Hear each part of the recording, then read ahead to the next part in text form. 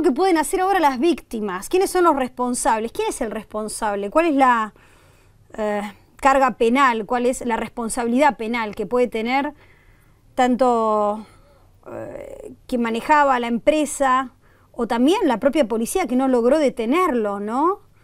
Vamos a hablar sobre esto con el doctor Víctor Barone, es abogado de Yes y Barone, él está vía Skype comunicado con nosotros. Víctor, María Julia Oliván te saluda, ¿cómo te va? ¿Qué tal, María Julia? Buen día, un placer hablar con vos. Igualmente, Víctor, bueno, uno se pregunta cuando pasan estas cosas, bueno, ¿y quién paga?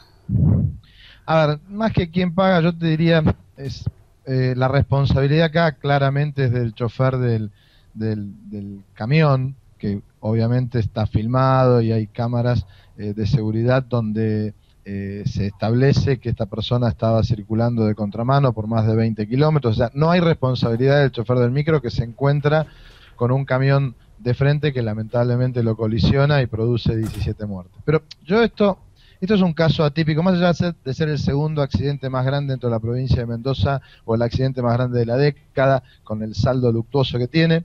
Yo lo dividiría en dos partes, en un antes y un después. Desde el punto de vista previo, te diría que hay algo que no es menor. Por ejemplo, yo diría, desde el punto de vista penal tenés abandono de persona, incumplimiento de deberes de funcionario público. ¿Por qué? Por ejemplo, 3 horas antes en la comisaría de San José, la comisaría 25 de Guaymallén, se presentó una persona, un señor González, y denunció que un camión con un camionero en estado de ebriedad lo había chocado y que este camión estaba, digamos, circulando, transgrediendo normas y generando daños, y por una cuestión burocrática no se le tomó la denuncia. A ver, no por ventura, hay 9 policías que están apartados, que fueron cesanteados, 3 del 911, hubo 8 llamados al 911 de la gente que lo iba cruzando y la gente que lo iba viendo a este camión, que es un camión que desde el día martes estuvo, o sea, el martes entra de Brasil, pasa por Misiones, de Misiones va a Santa Fe, de Santa Fe va a Mendoza, en Mendoza carga el ajo y está volviendo para su lugar de origen donde colisiona. Entonces, acá esta omisión de auxilio que hubo, a ver, ¿qué nos hace pensar? A mí me dijeron hoy, bueno, pero estuvo 5 minutos en la ruta. No, estuvo 3 horas antes siendo denunciado por distintas personas. Entonces, ¿por qué no hubo un protocolo de acción? ¿Por qué no hubo una prevención vial? A ver, con un seguimiento aéreo, por ejemplo, en lo que es piratería de camiones, porque también se habló de que había sido asaltado. Sí. Yo tengo mis serias dudas, porque yo creo que si un pirata del asfalto se sube a un camión, es más, tiene la prolijidad de pedirle al chofer los papeles, por si lo paran, para que le puedan entregar la documentación y poder seguir circulando. Son muy prolijos en la circulación, porque justamente lo que quieren es llegar a destino con la mercadería. Totalmente. O sea, no creo que ningún pirata del asfalto, ningún ladrón lo haga circular 20 kilómetros de contramano. Ahora, sí, pero digo, a los familiares de las víctimas lo que le quedaría es accionar por ese incumplimiento de deberes de funcionario público que le cabe a la policía, que finalmente no logró detener al camión. A ver, yo te digo, si vamos a los heridos y a los lesionados, obviamente pueden ir. Primero, iban en un micro de Mercobús, de una empresa de Grupo Plaza, tienen un seguro especial, que es un seguro de pasajero, un seguro de transporte, que tiene una cobertura que va en un orden de los 300.000 pesos a 500.000 pesos. Si bien es un régimen especial, porque es un régimen de mutuales, y hay una mutual puntual que cubre a los colectivos y al transporte público. Alguna vez lo hemos hablado con vos, que primero hay como una especie de previa al seguro que cubre hasta un límite determinado, que es que yo te estoy comentando, y después empieza a funcionar la compañía de seguros. Acá pueden ir por el contrato de transporte contra el micro, sí. Pueden ir contra obviamente el dueño del camión. El chofer está muerto, así que se le extingue la acción para el caso de él. Pueden ir contra el dueño del camión y pueden ir contra la empresa que lo contrata. Es decir, desde el punto de vista civil tienen muchos elementos. También cabe, como vos bien decís, la responsabilidad del Estado provincial.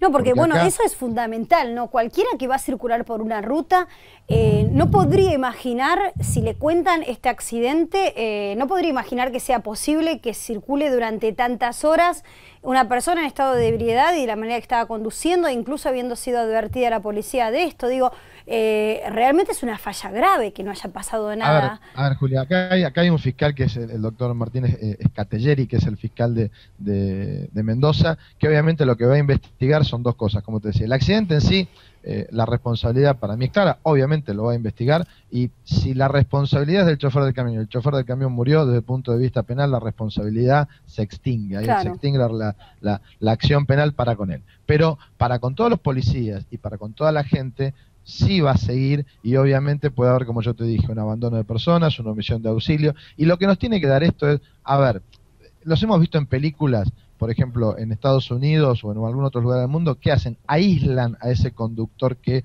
va en estado de ebriedad o conduciendo en forma imprudente. O sea, cortan la ruta en una punta y en la otra, y lo dejan solo en el medio, y lo van cerrando y lo van cercando. Yo te hablaba de un seguimiento aéreo. Un seguimiento aéreo para poder identificarlo. A ver, con un helicóptero, una persona que lo sabe manejar, se le podría haber puesto a la par, se le podría haber puesto adelante.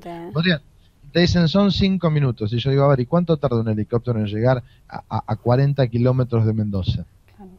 Entonces, ¿qué pasa? Ante una situación así, por un lado se actúa en forma negligente, porque no hicieron absolutamente nada cuando un señor fue y denunció que un chofer de un camión, borracho, es más, le decían, bueno, tráigame la documentación para hacer la denuncia. A ver, yo no necesito traer ni la cédula azul, ni el contrato de seguro, yo lo que le estoy diciendo es que hay un camión que está haciendo estrago por la calle, párelo. Sí, y eso fue lo que no se hizo. Y eso fue lo que lleva a que se releve a 9 policías. Te digo, 3 del 911, 1 de la Vía del Norte y 5 de la comisaría, 25 de la comisaría de San José de Guaymallén, donde fue este señor. Eso, por un lado, lo que nos hace a nosotros pensar es, tenemos que tener un protocolo de trabajo antes, y toma en cuenta otra cosa.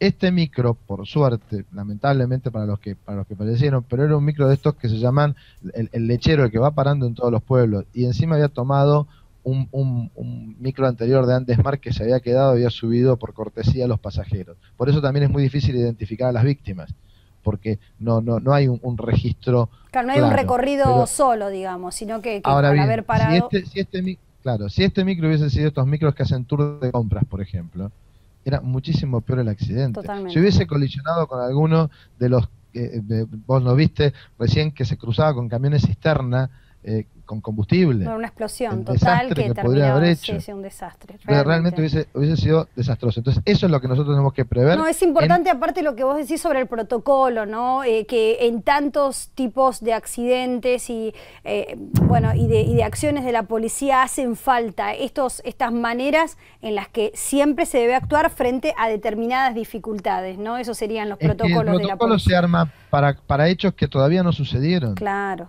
Nosotros lamentablemente acá lo vamos a armar con algo que ya sucedió. Y a posteriori, yo lo que hablo siempre es de los delitos de tránsito, porque esto también lo hemos hablado con vos. Es decir, no dejemos librado al criterio de un juez. Supongamos que este chofer, falleció, se extinguió la acción, pero si no hubiese fallecido, estaríamos debatiendo si era un homicidio culposo o un dolo eventual, si quedaba detenido, privado de su libertad o no. Y yo creo que ante una situación como esta, con esta clara conducción peligrosa, no cabe ninguna duda que esta persona tiene que quedar detenido y privado de su libertad. Totalmente. Entonces, eso es lo que nosotros tenemos que ver. Ahora nosotros, por ejemplo, mañana vamos a empezar unos desayunos de trabajo y de debate sobre el nuevo Código Penal. Bueno, aprovechemos este nuevo, el interés de los legisladores y del gobierno de cambiar el Código Penal e incorporemos los delitos de tránsito. Claro. Cuando una persona va alcoholizada, cuando una persona corre una picada, cuando una persona cruza una barrera baja, cuando tiene una acción imprudente, no discutamos si va a quedar libre o no a la buena del criterio del juez. No, y además que los delitos, pongámosle al juez un criterio claro. Este tipo de delitos que siempre fueron vistos como contravenciones, incluso actualmente, son los que generan cada vez más muertes. O sea, es increíble si uno contabiliza la cantidad de personas que mueren por día en ocasión de accidentes de tránsito y efectivamente... ¿Cómo? Más de 20 por día. Más de 20 por día, ahí tenías vos el número. Y efectivamente eso también merece, ¿no?, un cambio en el código nuevo, y ya vamos a estar seguramente invitándote para que podamos hablar acerca de eso. Bueno, muchas gracias. Yo lo que digo, en esto lo que tenemos que aprender es que los protocolos de prevención vial los tenemos que hacer pensando en lo que puede llegar a pasar, y no esperando que pase. Víctor, muchísimas gracias por esta comunicación. No, gracias a vos.